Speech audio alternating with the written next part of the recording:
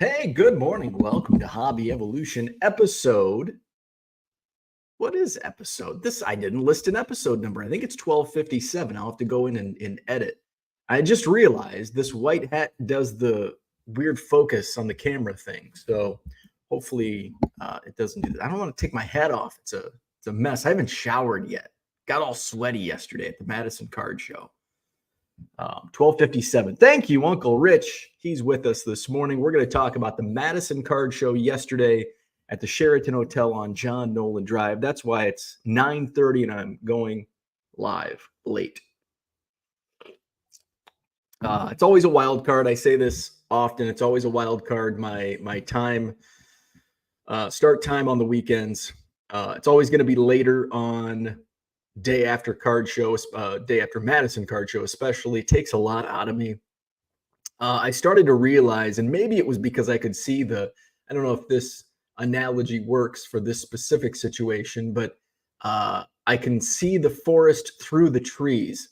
I don't know. Does that make sense? What I mean is, I think I was looking ahead to September and like, man, it's going to be so much easier not dealing with 4 rooms and 200 tables and setting up 2 rooms on my own with 20 tables and moving tables around and dealing with, an additional 60 different not 60 vendors, but 60 tables. So 35, 40 dealers more than the 2 rooms.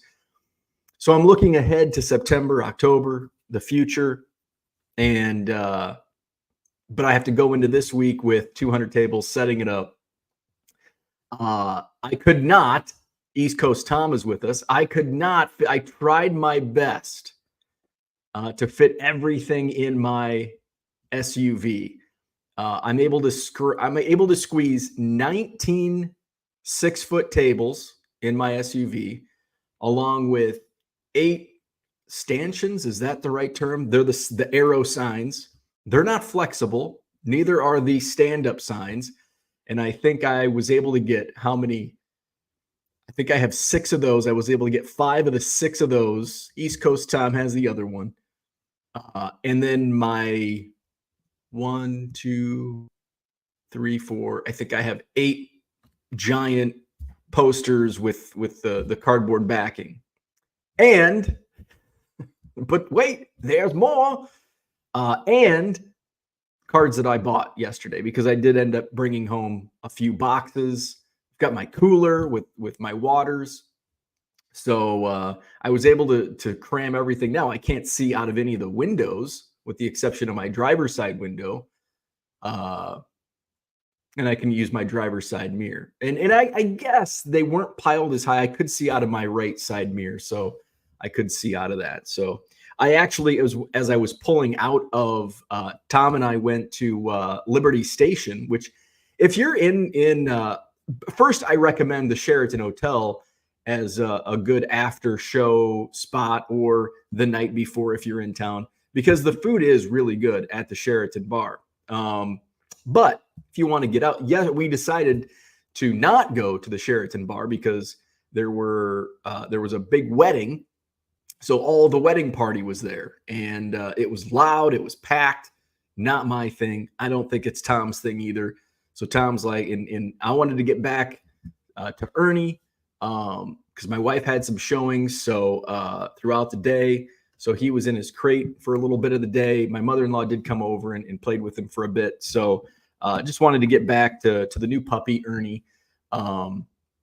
So I didn't want to go too far, stay out too late. So Tom suggested Liberty Station, which is just down the street, just down Rimrock Road, a fun road, fun name. And I've seen it because it's right on the Beltline as you drive past, but I've never been there. And it was awesome. It was great. I think it may become a traditional post Madison Card Show stop for Tom and I and Bronco and Showtime. They were beat up, so they did not join us. But Tom and I had a good hobby conversation and a good meal and a good beer at Liberty Station. So if you're in that area, pretty good spot. I didn't realize there's a Starbucks right there also. I don't like Starbucks, but it's right there. So there's another thing. And it's literally a block down from the Sheraton. So Friday night, and this is why it takes so much out of me. And so many people have asked, why are you downsizing the show? And in reality, I could have filled 250 tables. I turned so many people away, even with 200 tables, but I don't have space. And the Sheraton doesn't have space. And there are other rooms, but it's not feasible. The TCG room, and here's kind of what I'm going into. I think I fit 12 tables, and I could probably squeeze some more tables in there, but it's an awkward room, and it's got like posts on each side. So it's not very conducive to a card show. Now, I could probably make it work and squeeze maybe 15 tables in there, but at $50 a pop, what's that? That's $750. It costs me $800 to rent the room. So I can squeeze in and get $750. So with 12, that's $600. I lose $200. So this is part of my business, running this show. So that room, that's an easy, we're not doing that again. The State Street Ballroom, now the reason I'm ending that is because when I signed the fourth quarter contract for the Capitol Ballroom, the Williamson Ballroom, and I want the State Street Ballroom as well. And they said, we can do Capitol and Williamson, but we cannot book all 3 months for State Street unless you pay the food and beverage deposit, which is like $5,000. Okay, do the math. Not going to do that. Or I can book, they're like, or we can give it to you 1 month at a time. And I'm like, I don't want to do that. I don't want to do that. Now, if everybody brings their own table, maybe that's something, but again, I can't promote it properly. So at least for the foreseeable future, not going to do that. We'll see what demand is like. And then, okay, it could go to a month by month basis that we do the State Street Ballroom. Now, I only make a couple $100 on that ballroom, but I have to set up, and I put in 20 of my own tables in there, and I have to put the chairs out. So I would still, even, and I only make a couple $100. So now that I talk it out, it's like, do I still, like, I still have to set some of it up. Like I have to lay it out. It can't just be, come on out, put your tables up. And then all of a sudden it's like, hey, I can't fit my table in here. Oh, the guy who's already set up with all of his shit is in the middle of the room, and this is not how it's supposed to be set up. So I would still have to go in and for a couple $100, not worth it. And certainly not worth it with all of the tables and all of the work I put in on Friday night, and only being able to do it 1 month in advance. I'm not going to do it. So we're not going to do that. So we're going to go back to 140 tables, Williamson Ballroom and Capitol Ballroom, along with the mezzanine. I will squeeze a few more tables in. I think I can get 2 out in the hallway, 2, and I can probably fit 2 more in the ballroom upstairs. I've done it before, so I know it can be done. It's not ideal, but if people want in, if there's demand for it, as long as there's demand for it, we'll squeeze a few extra tables in. So, and that's, doing the math. Okay, I make $200 on the State Street Ballroom. I can just put 4 of those tables upstairs. Yeah, I'm still hauling in tables on my own. I think it'll be 8 tables total instead of 19, which is, at least I can get everything in my car. I won't have as many signs and posters directing people. So it'll be less work, same amount of money, and a lot less work. So moving forward, that's the way it's going to roll. Did have to have some difficult conversations yesterday, and some dealers were cool, were okay. Like, I understand. Some were upset, and like some offered more money. I'll pay $100 a table. It's like, well, that's, it's almost like, well, okay, but there's no, like, I'm giving priority to those who have been with me the longest, and I'm not going to pick and choose. Well, this guy's going to pay it. It's not going to go to an auction style. So I told him, I'm like, I'm not going to do that because it's it's not fair to others to like pull. Well, I'm going to pull you because this guy's going to pay more. Like if I had to pull somebody to give somebody who's willing to pay more a spot, it's not fair to somebody who's been loyal to me. I'm not going to do that for $50. That's not how you do business. And it's not fair to somebody paying $100 when everybody else is paying $50. So we're not going to go down that rabbit hole. Tom says maybe put some pool tables in the pool area. So moving forward, less tabled, certainly not because there's less demand. There's more demand than ever, which is, I had that conversation with a couple people yesterday. It's like, I never would have expected card shows to be this crazy busy, and so much demand. You know, my dream at the beginning, back in March and April of 2021, was dream would have been 50 tables. You know, the goal was 40. Like if we can fit 40 tables now, I was paying a lot less money on room rent.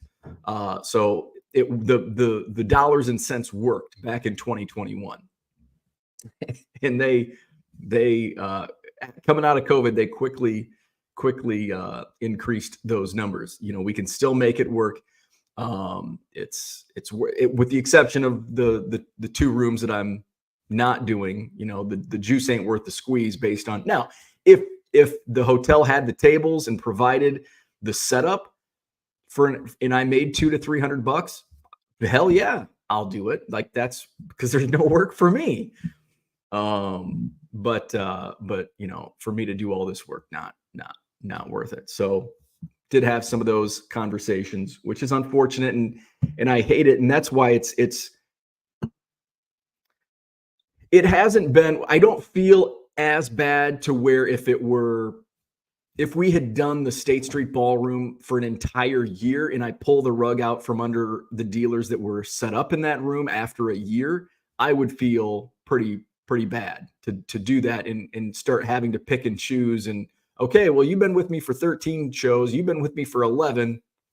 So it's not to that point where the State Street's been I think this was the 4th month we've done the room. And really it's kind of a transient room where it's new dealers, first time dealers. That's, you know, typically the spot that I can put them. The upstairs, pretty much regulars. I can sometimes there's a little bit of flexibility up there, but for the most part, it's pretty much regulars. I had 2 no-shows. Trying to think of how many empty tables I ended up having. I think I had 3 empty tables. One was, again, my mistake. Dealer told me, and he's a regular, but he told me last month he wouldn't be there, and I didn't put it in my spreadsheet. That was my fault, which that seems to happen every month. And I think that's just, and it's like, how do I improve on that? And in some situation, I don't think I can. Unless I followed up with every single person. Because what probably happened is show day is crazy. And like yesterday, trying to collect. And that's why I prefer prepayment, because I'm running around paying and I get stopped. Hey, and I get stopped for a 5-minute conversation. Hey, I want to talk to you about something. And then I talk to the dealers. You know, I just don't want to, hey, give me your money and walk away. And sometimes those last longer than I had hoped for. And I'm just running around and like, I think I put on over 18,000 steps yesterday, just doing show stuff. And probably what happened in the instance where I screwed up and didn't put the guy that was going to be out was because it probably happened. I collected, he told me, and then somebody grabbed me, or I had to, and that's just spreading myself too thin, you know, I guess. But if I had somebody helping me out, you know, they're not going to be connected to me. And it's like, okay, you're in charge of this. You could, but there's just some instances unavoidable. Try to limit those mistakes, but they do happen. 2 no-shows. One was strange because it's a dealer who's been with me since like day one, and has never missed a show. I don't think he's ever missed a show, 3.5 years. And usually he's one of the first 5 dealers in the room, and he wasn't. And it's getting later, and I'm like, where is he? And by like 9 o'clock, he sends me a message. He's like, I had my dates wrong. And I'm like, 3.5 years. This is bizarre. Like, I'm still like surprised that happened. And then my other no-show was, I'm going to take partial credit for the no-show. Somebody who's asked a few times to get into the show. I said, I've got space. And I think I even did say, yes, I have space. I need payment. And I never got payment. And I wrote his name on the spreadsheet. I shouldn't have done that. Because I don't think he's ever set up. He's reached out a few times, never set up. So Doug, you're out. And I texted him. I'm like, hey, I had a table for you based on your word, and didn't show up. So he's out. So I'm going to take partial blame for that, because I shouldn't have put his name on the spreadsheet without payment first. And that's why I do it. That's exactly why I do it, because when you start dealing with more and more vendors, you start taking them all at their word. You have 8 of those and not just one. And that's what happened back in April of 2022, I think. And it's like, all right, we're doing prepayment on people I don't know. And now I prefer prepayment from as many people as possible, so I'm not running around collecting all day. But I mean, nothing like those are all things that are my own doing, biting off more than I can chew at times.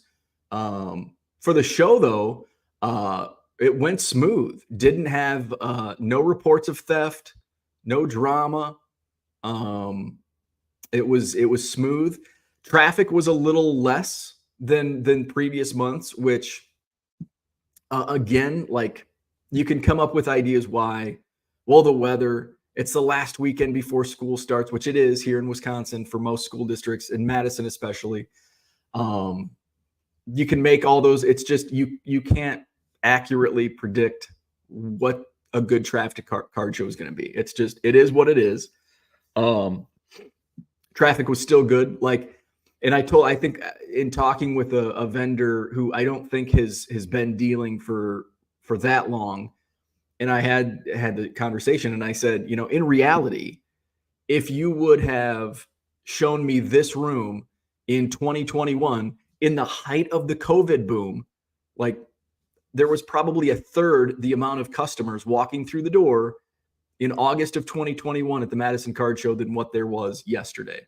And probably similar number in 2022. And last year, probably not much traffic. I'd have to go back and watch Hobby Evolution.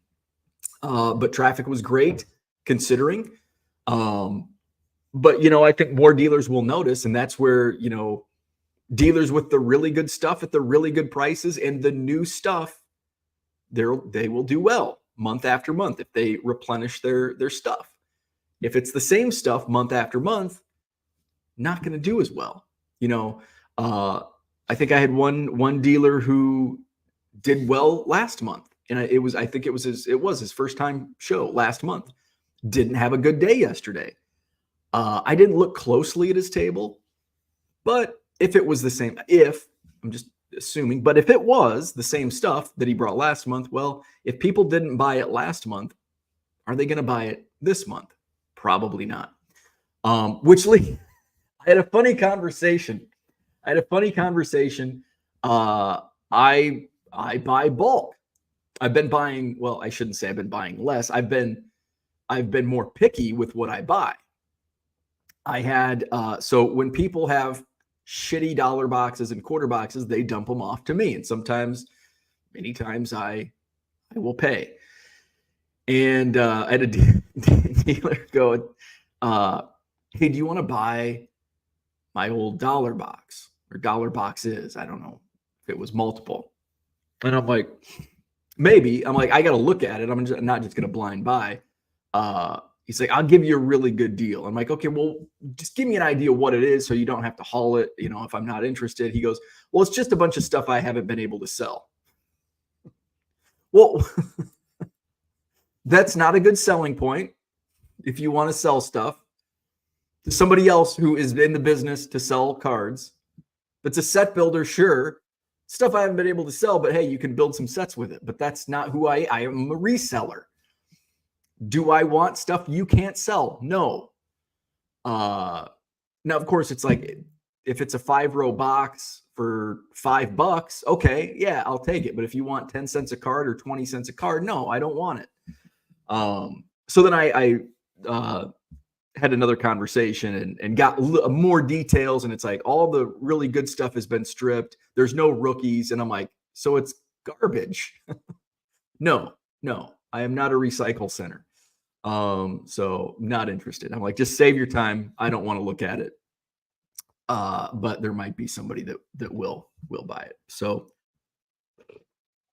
let's go to the chat. We'll talk more. I'll do some to show and tell. And did I bring my, I did not.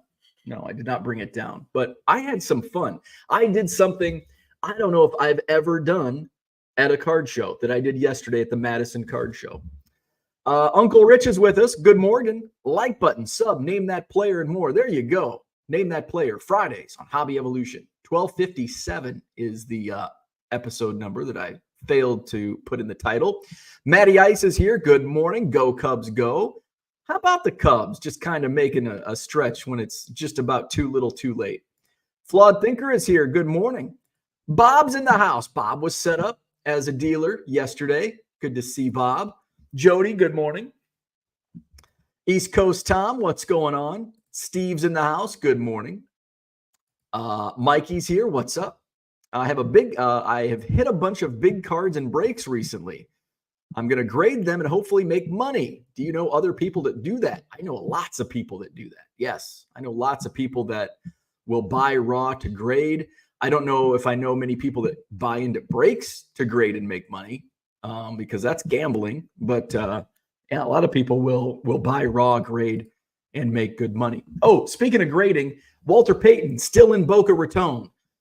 The Walter Payton rookie card still at SGC. I did sell I still have the Verlander SGC 10, but the 3 PSA slabs that I bought from the estate sale have all sold. The Dr. J rookie PSA 5 sold for $500. The George Brett rookie was the first to sell. I think that went for $150.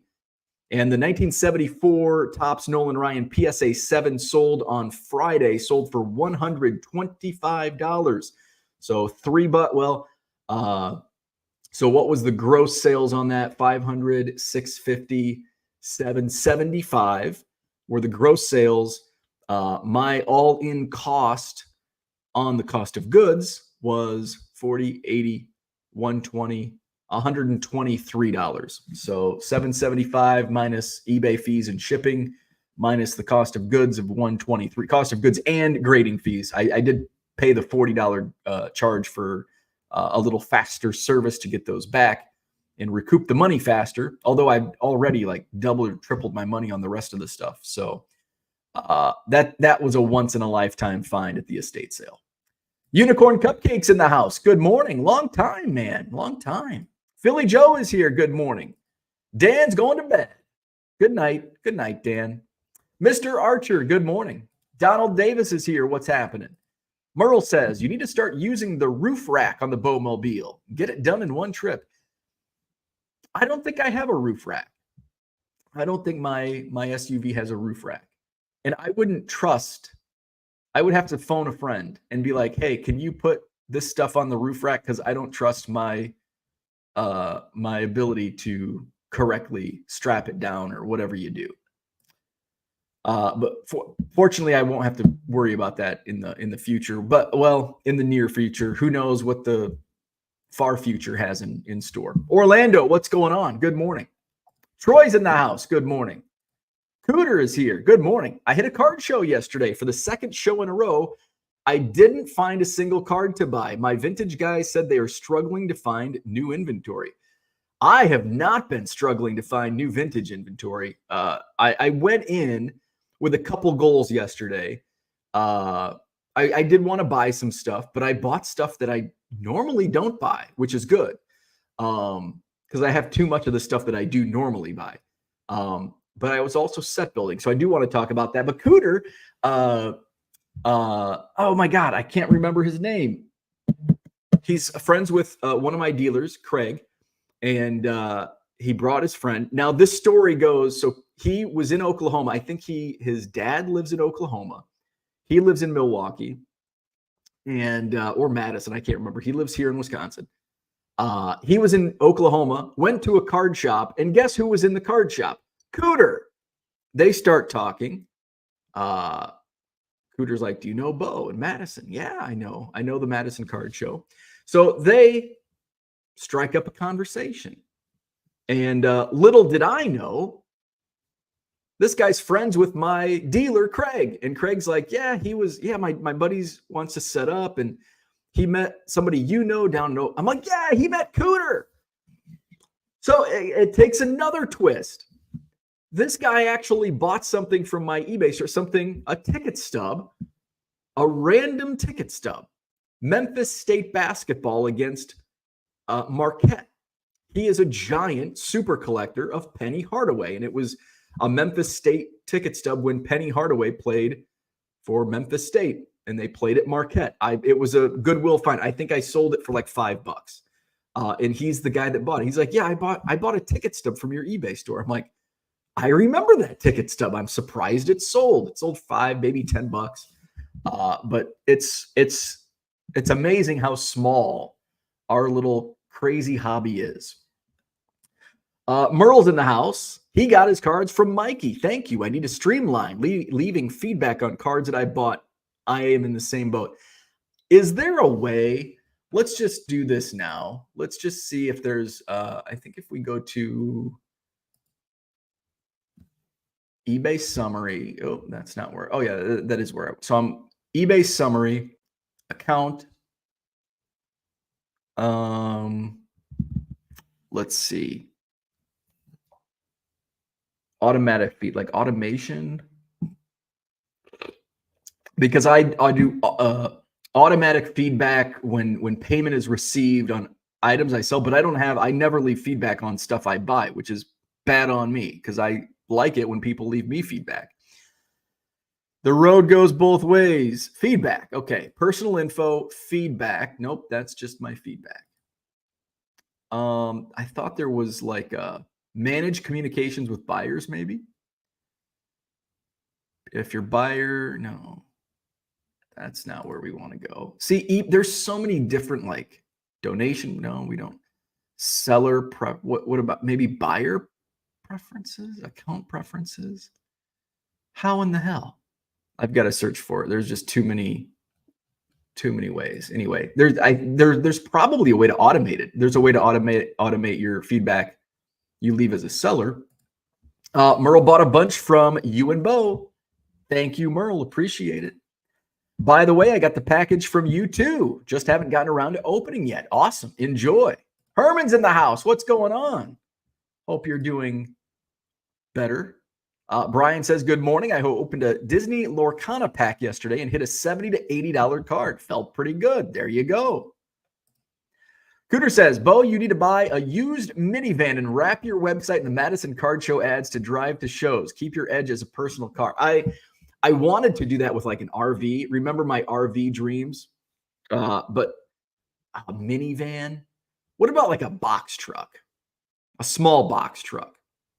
But one of the agents in my wife's office, he has a box truck that he wrapped and he gives it to his clients to use as moving. It's basically an old U-Haul. And he bought it, wrapped it with his real estate company stuff. And we've used it like 10 times. So I don't need anything that big, but it would be nice to have. And I thought about that as Tom and I were standing out in the parking lot. It was beautiful, the weather. Not trying to load up all this shit into my SUV, but Tom didn't like it. I love it. I'm like, this is perfect. It was like 88 degrees, humid, just beautiful. Just beautiful. As I was standing in that heat and humidity, as I was sweating my ass off loading this stuff in, I'm like, man, I think I need a bigger vehicle. But hopefully I won't have to load. But it's like if I buy, but I've never bought a collection that required more than my SUV. I don't think I've ever bought anything that I had to make 2 trips or, just couldn't fit everything. AA Cards, good morning. Tom says maybe you could put some tables in the swimming pool area. There's a bunch of breakout rooms. We could okay, vintage in this room, TCG in this room, Disney Lorcana in this room. Orlando says the show looked great and busy. Seems like you run the best show in the state. Well, thank you. It's a fun show. We have a good time. Brian says, Cooter, that is a fantastic and fun idea. Maybe he could just lacquer and seal junk wax all over it too. Now that would be fun. I wouldn't be able to do that. I wouldn't trust myself to do that either. I wanted to do that. I wanted to make a table with like junk wax cards on it, but is that a swatch hat? I don't think it's a swatch hat. See, my hair is just a mess. It's just a Swiss essential caps, not swatch. But I did buy it. Was it made in Switzerland? My Italy hat was made in China. This is also made in China. Bought in Switzerland, worn in America. Orlando says, give a Pokemon dealer a free table if he organized and set up the room. I had a dealer who at one time was a regular. And the very first month that I did the State Street Ballroom, it's like, this was a lot of work. And I don't know if I'm going to do this again. And he goes, if you give me a free table, I'll help you set up. And I'm like, oh, I'll take you up on that offer. And then he didn't set up the next show or the next show. And I haven't heard from him since. So apparently not. Unicorn Cupcake says, put the TCG guys down the road at the Hilton. There you go. Shove them down at the Clarion. Sounds like you have successfully created a supply-demand imbalance. I have. Yes, that is correct. Maybe it's time to raise table fees a few bucks. You are not running a charity. That is true. We'll see. I have a feeling that the hotel will raise my prices again. They've raised my prices in January every year. And the first 2 years I ate those costs. I didn't raise table fees last year, but I did take away the bulk discount. And it used to be 2 for $80, 3 for $120. I did bump for some of the longer 10-year dealers. I only bumped it up like $10, so they're paying $130 for 3, just a select few that have been with me since day one. But if they do raise my prices, I'll probably go, I think, 60. It certainly wouldn't be $100 a table, because what happens when you go, yes, there are dealers that would pay $100 a table, but all of a sudden now you're creating another supply demand imbalance where it's going to be hard to fill at $100 a table. Like I know Tom wouldn't set up for $100. I wouldn't set up at a show for $100. A couple other dealers said, yeah, I wouldn't, because I mentioned it, and it was kind of like, because I had one dealer, and of course he was only set up 2-3 shows, but he's like, I thought tables would be like $200 at a show like this. I'm like, well, no, you might be the only one that would pay that. So yes, would there be people that would pay $100? Yes. Would there be 140 tables? Would it be difficult to fill 140 tables? Also, yes. So 75, maybe. It depends. And I think Tom and I talked about this after the show. And, depending on what the venue, depending on demand, we'll see what demand, if demand continues to be what it is, there probably will be a January increase. And it also depends on, which I do expect, it's kind of like the USPS stamps are always going to go up in January. I also expect my rates to go up for room rental. And if they do, I'm not eating costs anymore on that because the margins are getting slimmer and slimmer. So there will be an increase, and it depends. Who knows? I might be priced out. They may raise the rates so much that it's like I can't make this work. So these are things that I've thought through since day one. Coming out like, okay, they're going to jack up the rates. And they didn't really jack them up that much that first year. They probably the biggest raise. Well, actually, I know for a fact the biggest raise was 2023 into 2024, and that's when I did have to take away discounts and raise prices. But yeah, we'll probably see another price increase. My favorite question on my show so far: can I bring my own table and pay less? And see, that's why I didn't want to get in to. I didn't want to, and this is also, if you charge 25, the less you charge, the more crappy vendors you're going to get. And it looks like a flea market. If you price accordingly, you will bring in, and if people don't want to go to a flea market type show, they want a flea market, they'll go to a flea market. If you start giving discounts on tables again, you're going to get, and you can get away with that.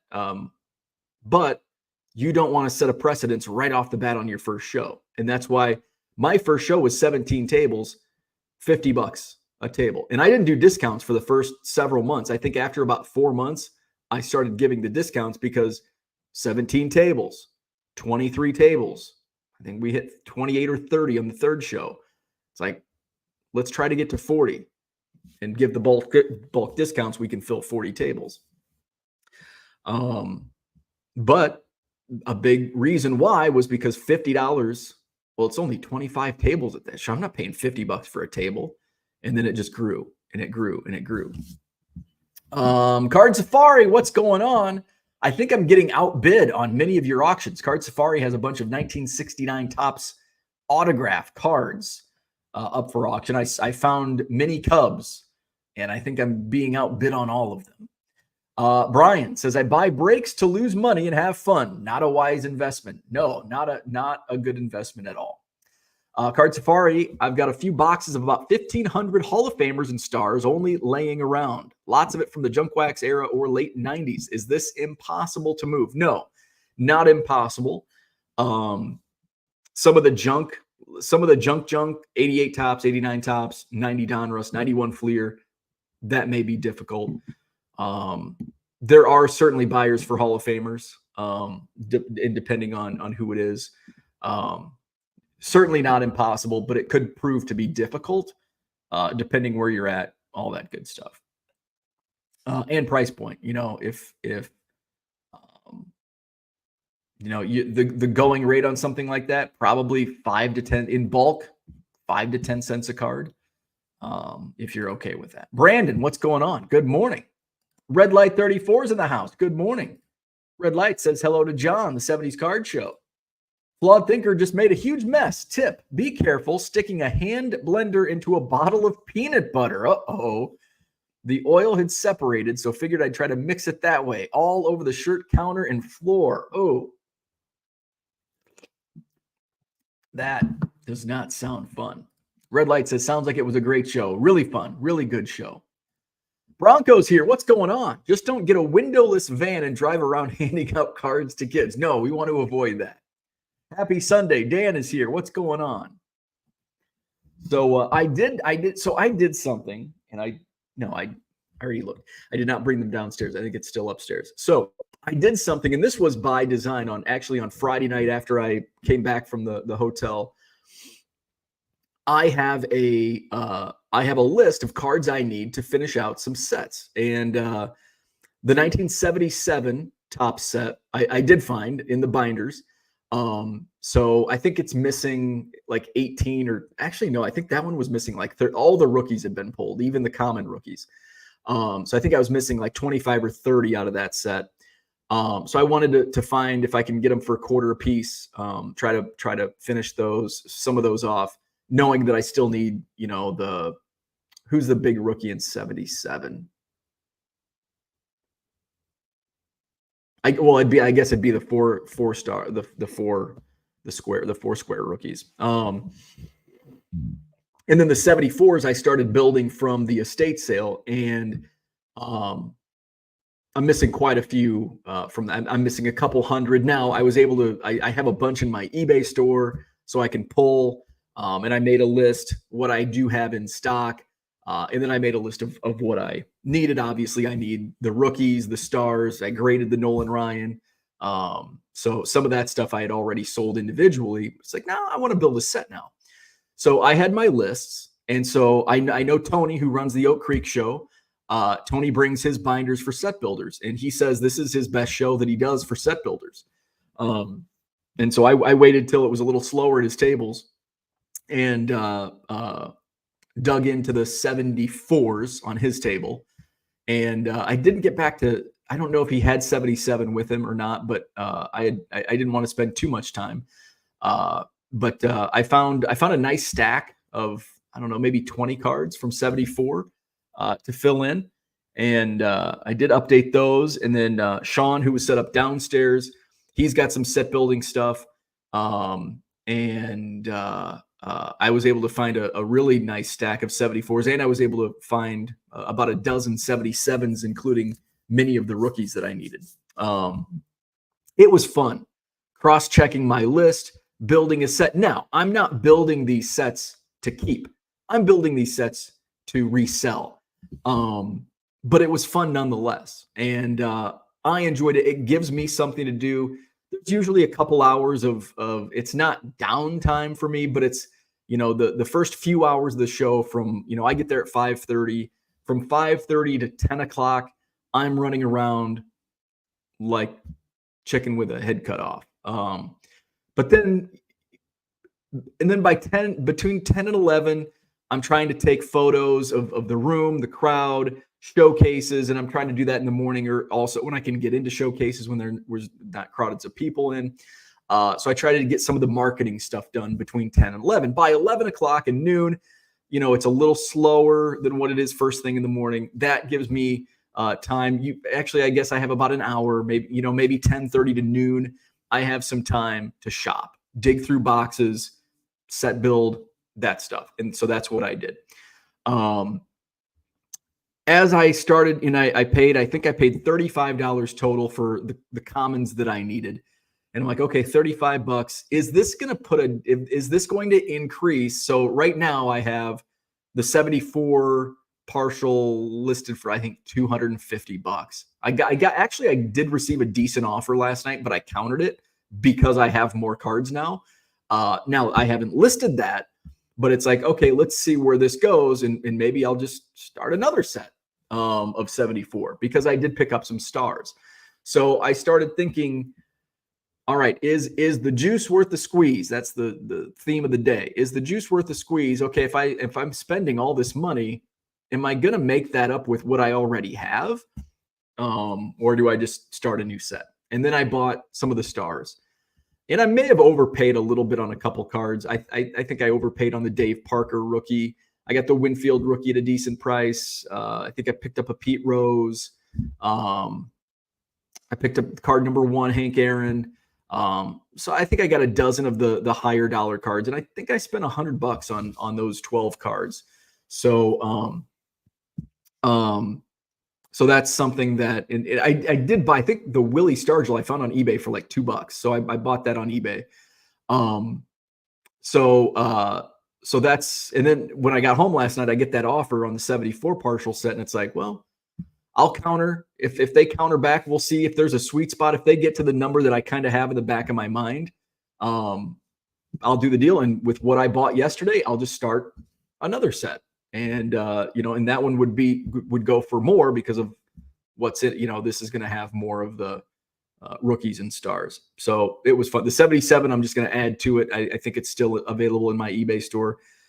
It's mostly commons. It's I have probably $10 worth. I probably put $10 worth. So I'll just add those cards to it. I don't know if I'll raise the price at all. Maybe I'll raise it $10 with what I bought yesterday. And there's an additional 20 cards or whatever that I picked up yesterday.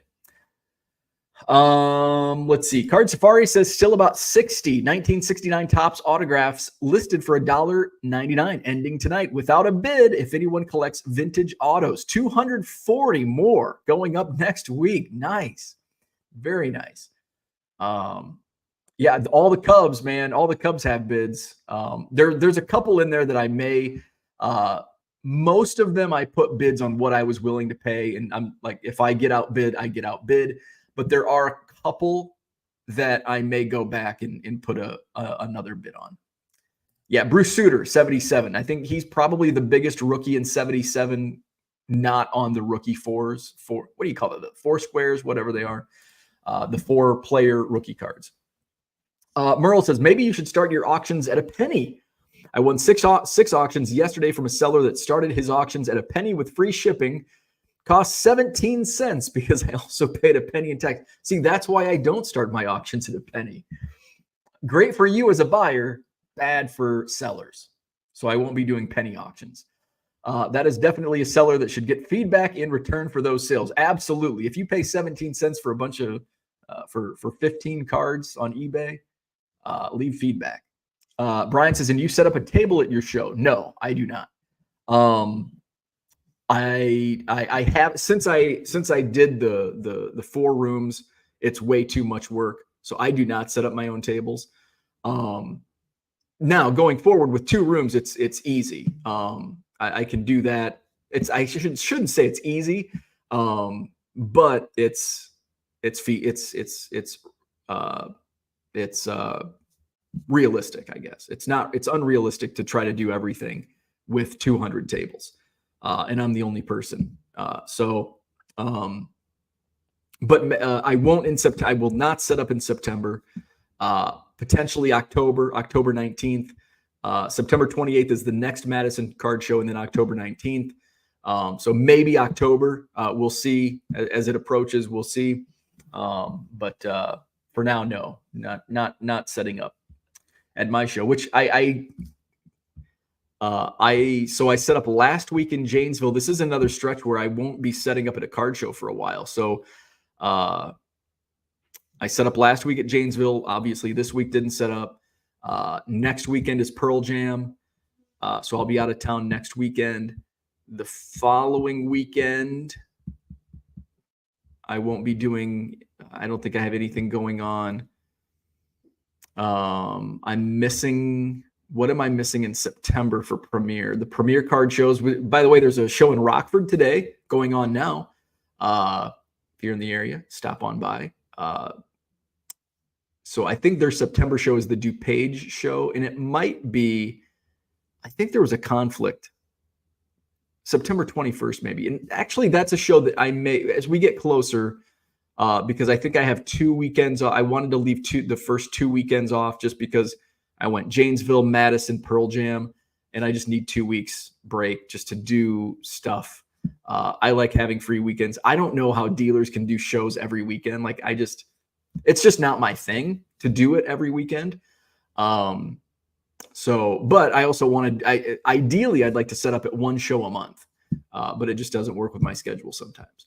And then October, the Janesville show, I believe, is October 12th. And my wife and I are going down to see Dave Attell in the Quad Cities with some friends. I loved Insomniac with Dave Attell. I've seen his stand-up. His stand-up actually kind of sucks. I watched one of a recent stand-up just to see. And I'm kind of glad I did, because if I would have gone in expecting Insomniac type stuff, I would be highly disappointed. So at least now, knowing what I know, going into it, I won't be as disappointed. So I guess probably the next show I do set, potentially a September show, but otherwise October 19th in Madison.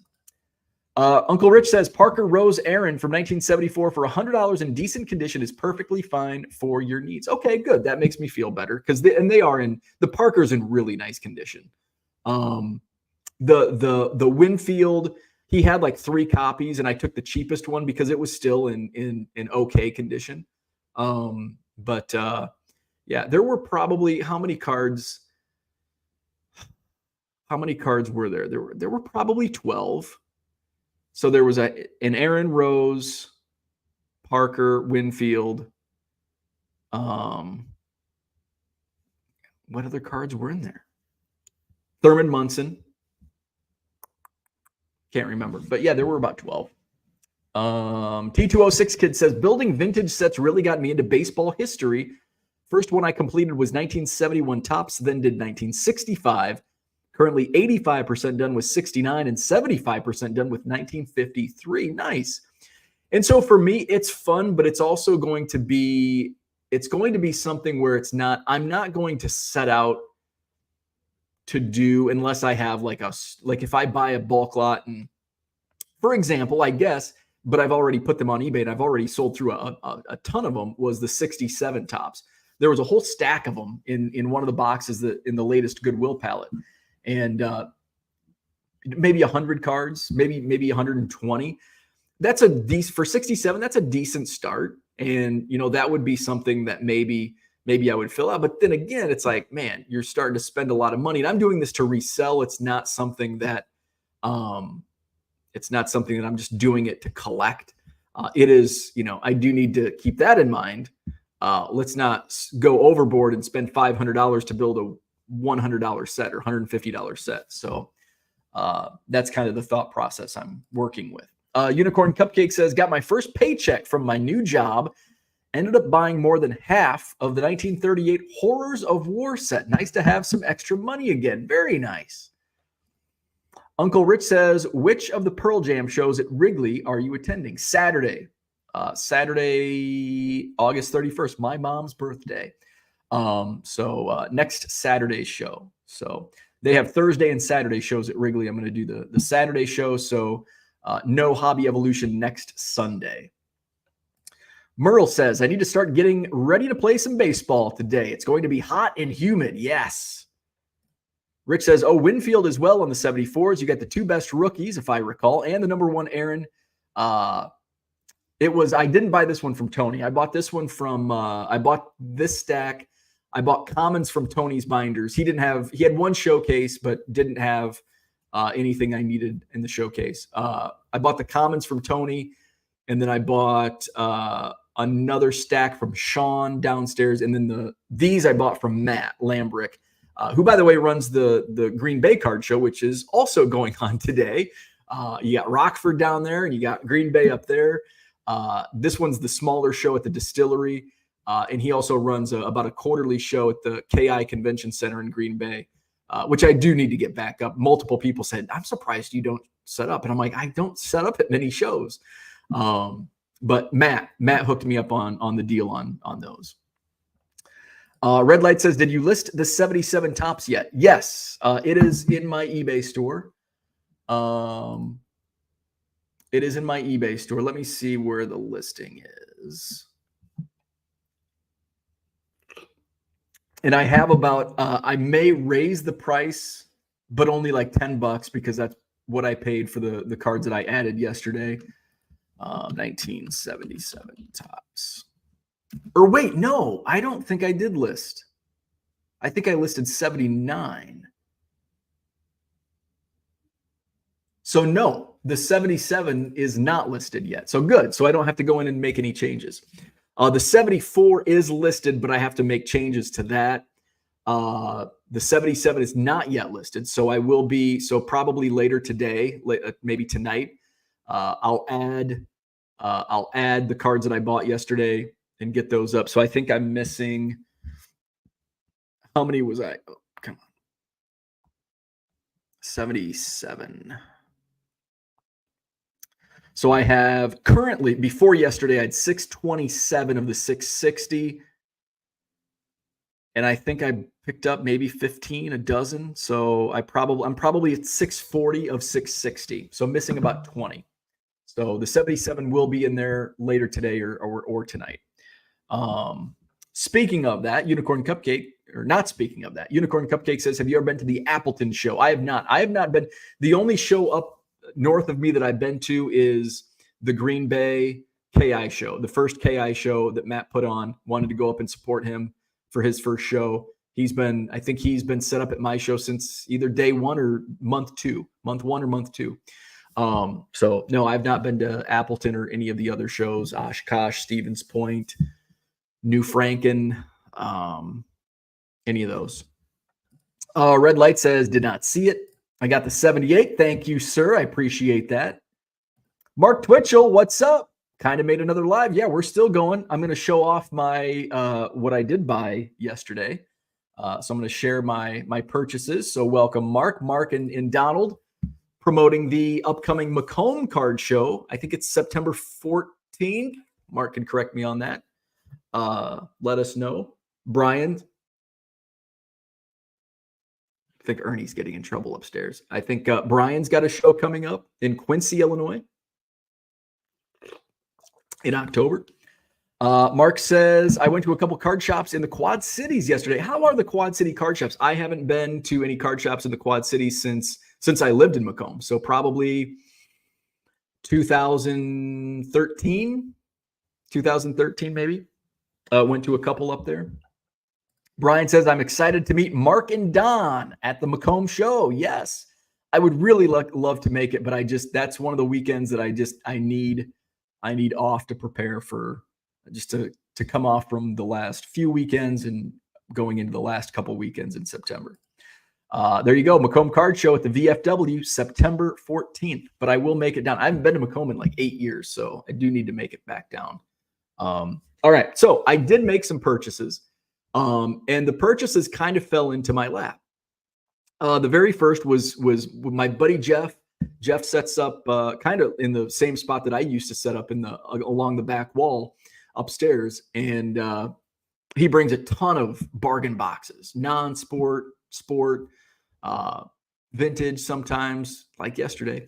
And so, guy looking at his table said, "Hey, did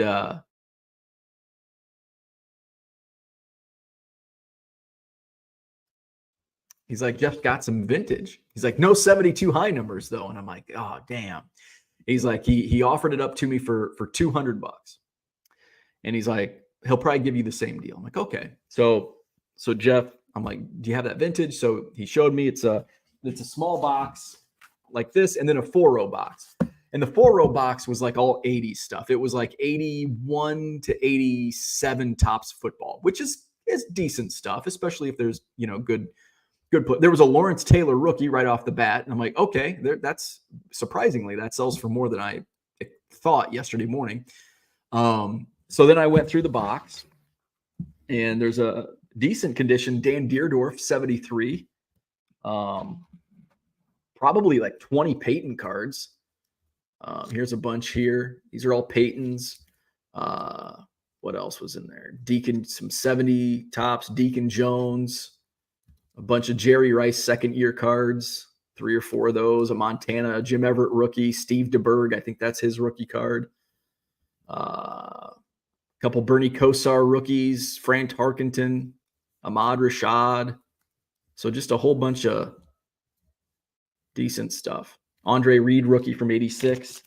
Bunch of 70s, 72, 74, Ahmad Rashad, 76 Topps. So like, and I'm looking through $200, and then he had a 5-row box of like all Cubs and some White Sox.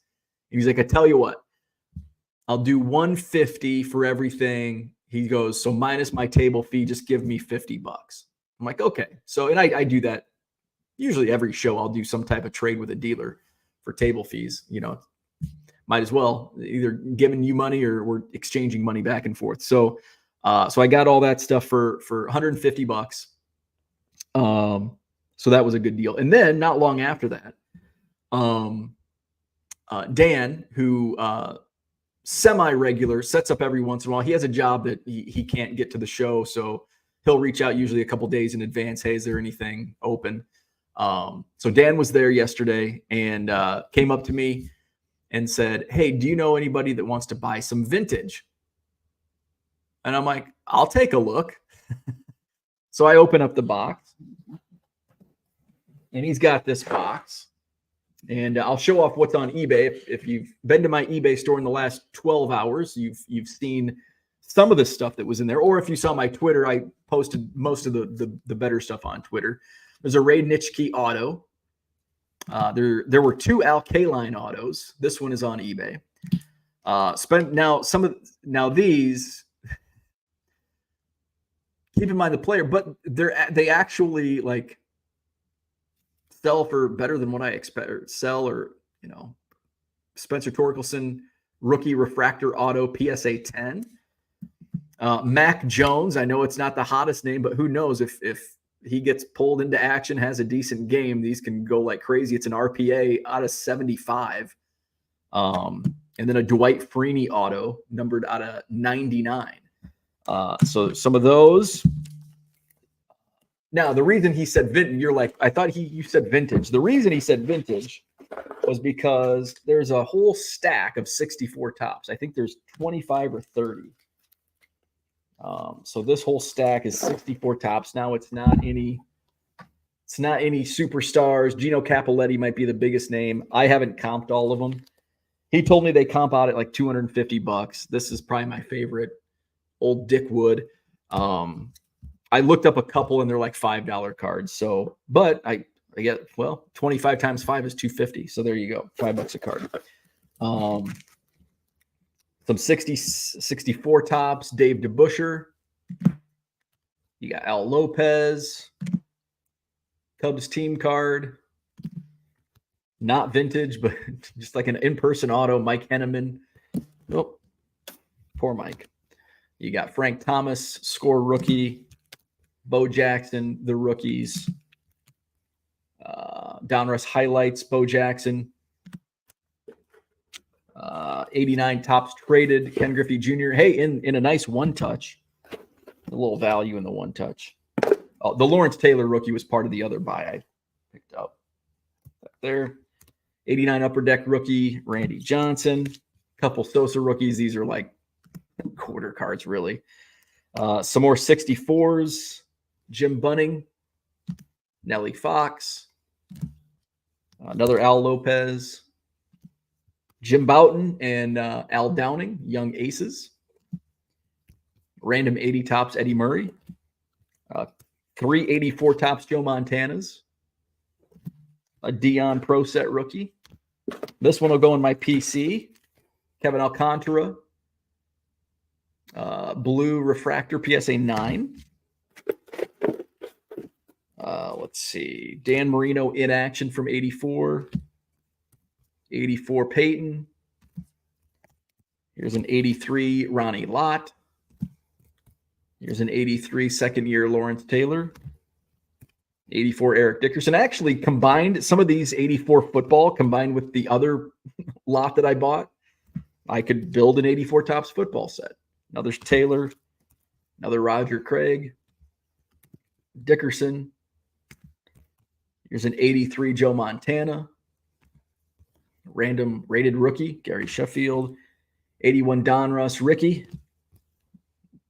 See, and then there's 89 tops, Bo Jackson. 84 Donruss, Nolan Ryan. That's a decent card. 81 Donruss, Nolan Ryan. Here's a Shaq upper deck Future Force from McDonald's. Let's sell for $2-3. Here's another Gary Sheffield. There were about 5 Jordans. I get about $2 a piece on Jordans, so it's always nice to add Jordans to lot up. Here's a King B, Ken Griffey Jr. Here's the other K-Line auto. Bo Jackson, the rookies. Bo Jackson rated rookie. There were 3 Ken Griffey Jr. rated rookies. Barry Sanders Pro Set rookie.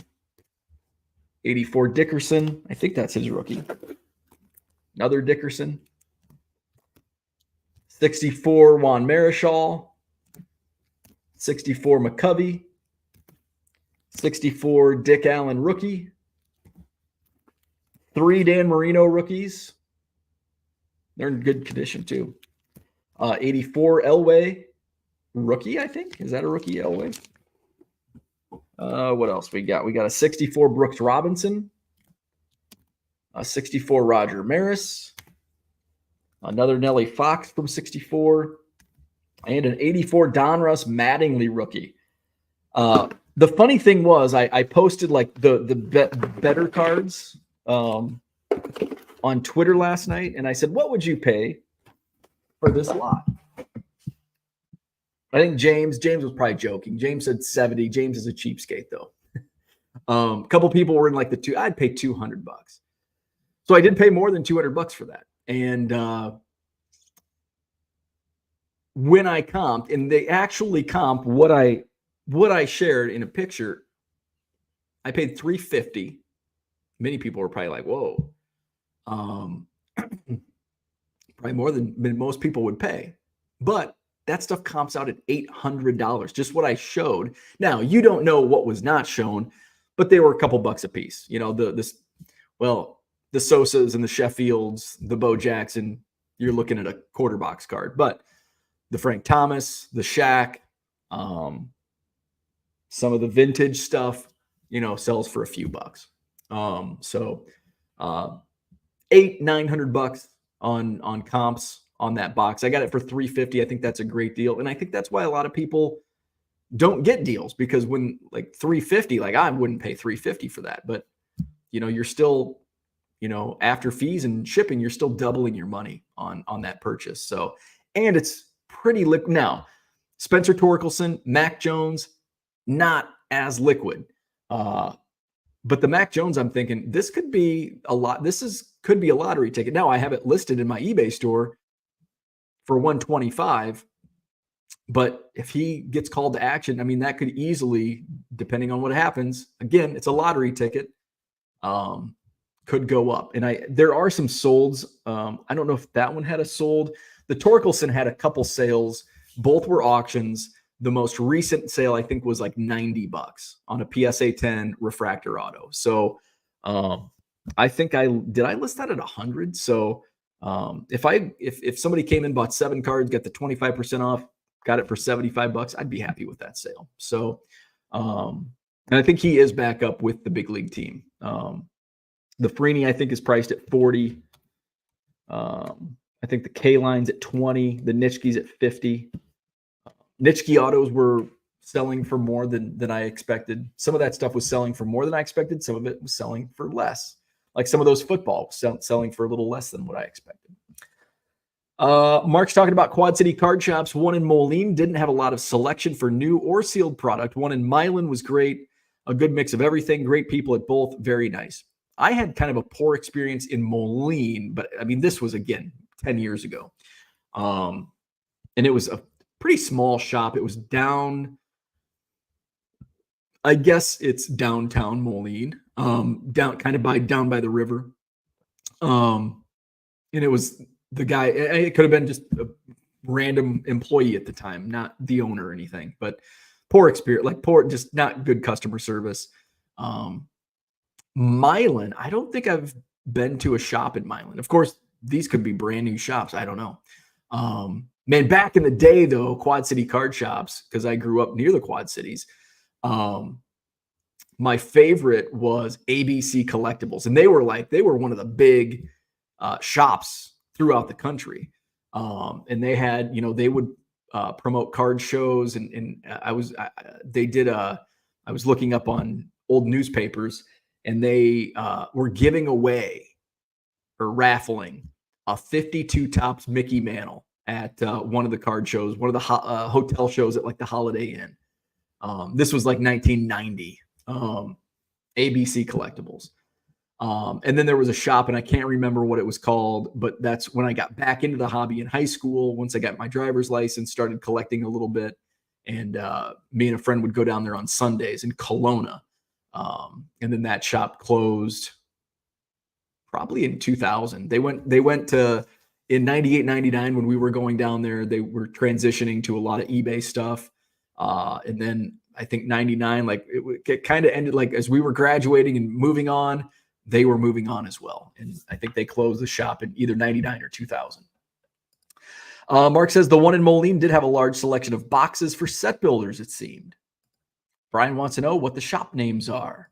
Red Light sent me a message on Twitter. You got it. I'll take a look. Mark says Brian Moline was Triple I Sports Cards. I think that was the name. I wonder if that was the shop. Was that kind of down by the river?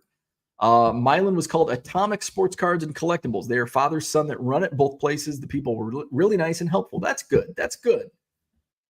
I like that. All righty. So that's what I had for today. Thanks for coming out to the Madison Card Show yesterday. We had a great time.